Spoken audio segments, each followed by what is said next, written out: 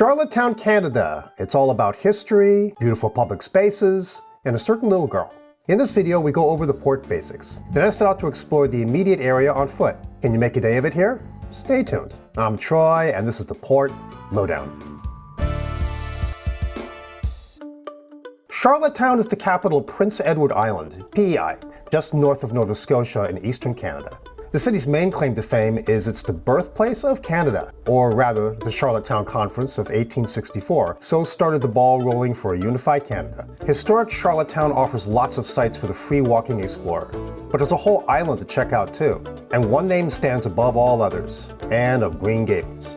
The Anne of Green Gables books, written by L.M. Montgomery, tell the story of Anne Shirley, an imaginative, talkative, and red-haired orphan girl who mistakenly sent to live with middle-aged siblings Matthew and Marilla on their farm, Green Gables, on Prince Edward Island. This super popular story has seen lots of movie versions over the years. And here, you can get your Anne on with the Anne of Green Gables Museum and Green Gables Heritage Place, both out of town, taking about 25 to 30 minutes driving. Wheels are great for PEI, with lots of coastal driving pleasures including the many picturesque lighthouses. And Prince Edward Island National Park offers a variety of activities from hiking to beaches. The dock is on the city's south end, capable of 2 ships with the occasional tender from offshore. The dock area is smallish, but it's a hop skip to the terminal. There's also a welcome band, pretty cool, and a fisherman who looks quite cold and lonely. The terminal looks like a block warehouse, but it's actually filled with good stuff.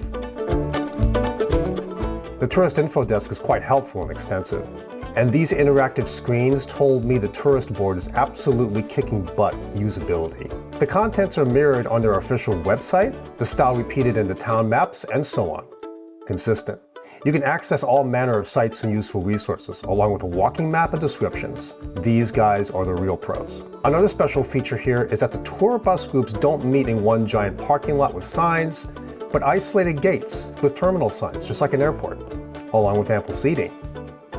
There's a cafe, of course, and interesting shopping at the terminal. License plates, PEI-themed Monopoly, potato soap, pure maple butter, and anti-theft bags. Also, you'll see Anne on everything from dolls, plates, soap, drinks, jigsaw puzzles, and the book. Keep walking towards the back and you'll find the restrooms.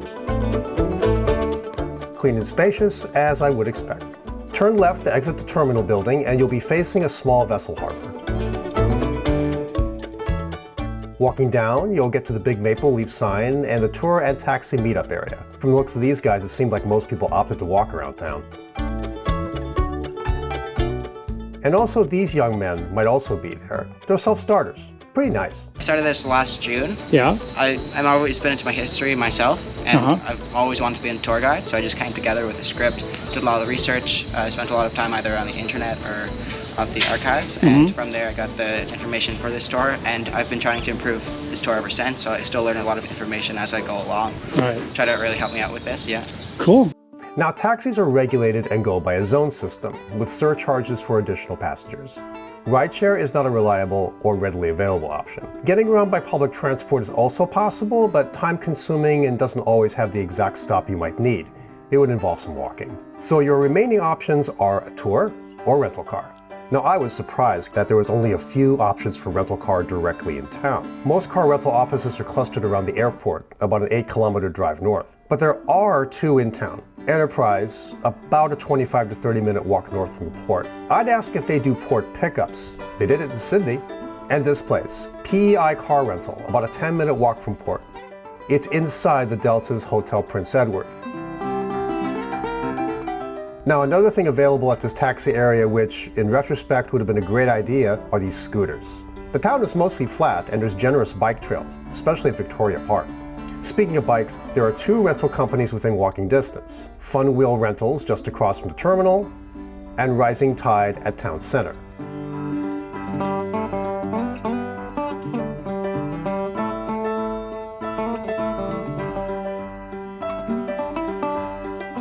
Now continue straight ahead to find the Charlottetown Visitor Information Center, the official tourist info office with pretty much the same info as the terminal, with water bottle refills. This is part of Founders Hall, an upscale food and artisan market with a strong emphasis on local Prince Edward Island products and experiences. I've I like this one.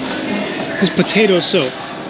That looks like potato. That looks like potato. Housed in a historic building. Clean restrooms, of course. I'm just not sure if the busker outside will be there, but you can only hope. At this time, I'd like to welcome all the tourists from the cruise ship to Prince Edward Island, beautiful Prince Edward Island. All the tourists from all over the world here. Just want to welcome them.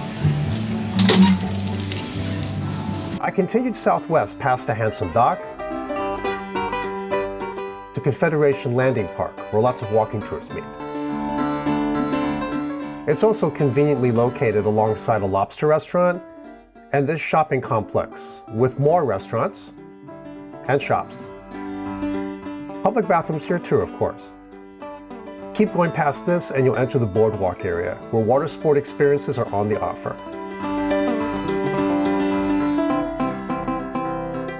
It's a nice stroll, with lots of seating at the end to watch locals fish or play the piano. By the way, if wandering on your own is your idea of a good time at port, be sure to like and consider subscribing. We keep assembling port reports, ship tours, and tips for the independent cruiser. The historic district starts just north of the park.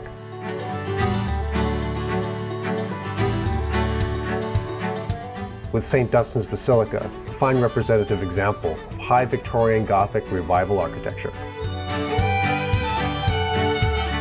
Just up the street, although being renovated when I was there, is the Province House National Historic Site, where one can get the full history of the conference. The town's central area is small, compact, and loaded with restaurants, ATMs, stores, particularly used books, and ice cream. There's also a small art museum and cultural center for live productions. And a few pharmacies too, all the necessities. This whole area was quite lovely and easy to walk, but for me the best part was just west of town center around Victoria Park. Here you have lots more historical buildings to visit, such as the Beaconsfield Historic House, built in 1877, and the Government House, the home of the Lieutenant Governor. While tours are on offer, you're free to wander outside and take in the views and gardens. It was perfect weather that day. This area shoulders Victoria Park, a large city park that's perfect for some light walking and exploring the coastline. Our stay was a short one, but we definitely made a day of it. If you stay in town, it's a chill day with enough to keep you busy, along with killer tourist infrastructure and beautiful surroundings. St. John, New Brunswick was kind of similar. Small city with some pretty cool stuff nearby. Check out that video here. And as always, keep those comments and questions coming. Happy travels!